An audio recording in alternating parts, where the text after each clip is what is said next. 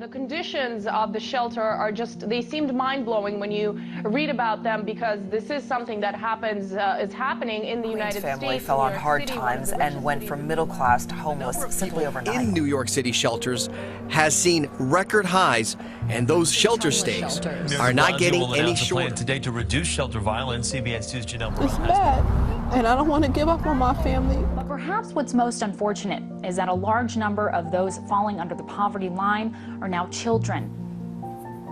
We're in the South Bronx, and a low-income school, and we have a list of the students that live in shelters and foster care and the unfortunate ones. So their best friends in school could very well be living in a shelter.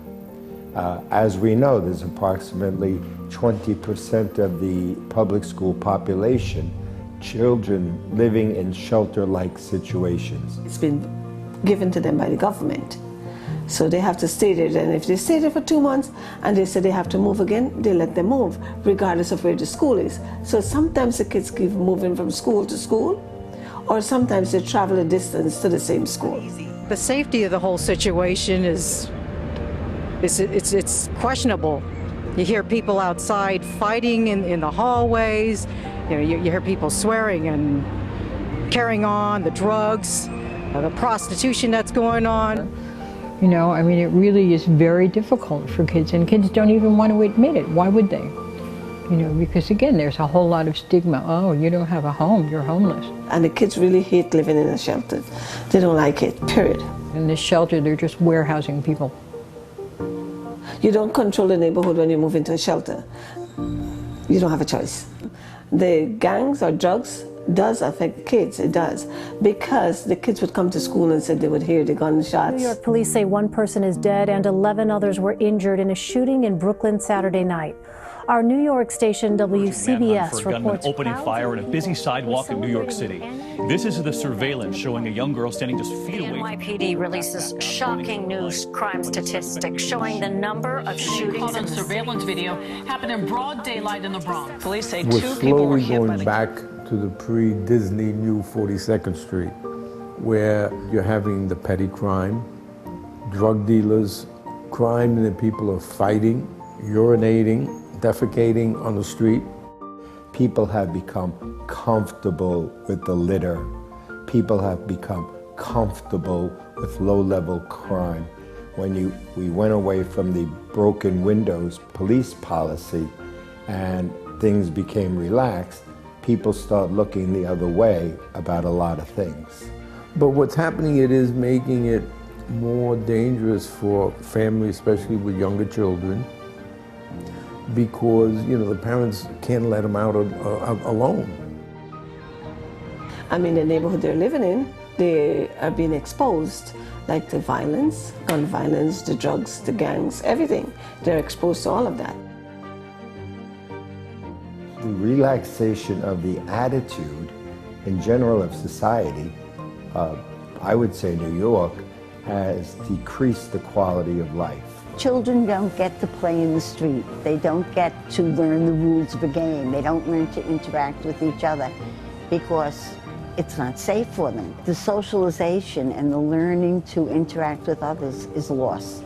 Places like public schools, private schools, houses of worship, places where people gather need to strengthen family life so that family life is a permanent family. What's very hard is that when you work with the poor, they are so busy trying to support a family, of trying to keep an apartment, trying to keep food on the table, that sometimes those values can get lost.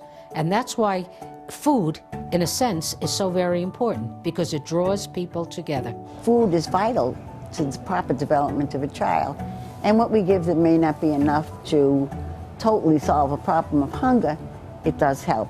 But to see the children enjoying and relaxing, the food is usually child-oriented and everyone enjoys it. They're great events. The bags we give out at the back-to-school picnic, which are really important, that comes through the funds of St. Francis Food Pantries and Shelters. St. Francis giving us this help was really helpful for the families, especially in occasions like Christmas. But the children events where we bring in, clowns and magicians, it fosters human interaction. And that's a very important thing. And so if you can have a child socializing with others, they're learning how to interact with others, and they are creating relationships, which, whether rich or poor, is so important. They're so happy.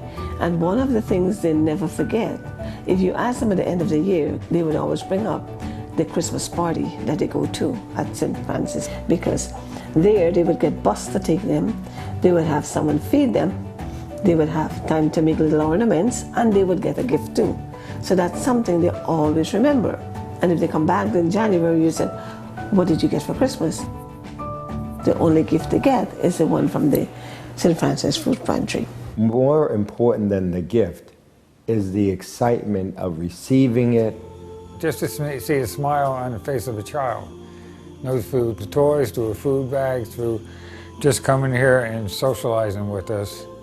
That's a reward. I mean, that's what makes it all worthwhile while we're all here. It's unbelievable what they do, not only for seniors, but also the families and children. It's a wonderful job. So, we are blessed to have met them. And they support us, so that is a wonderful thing.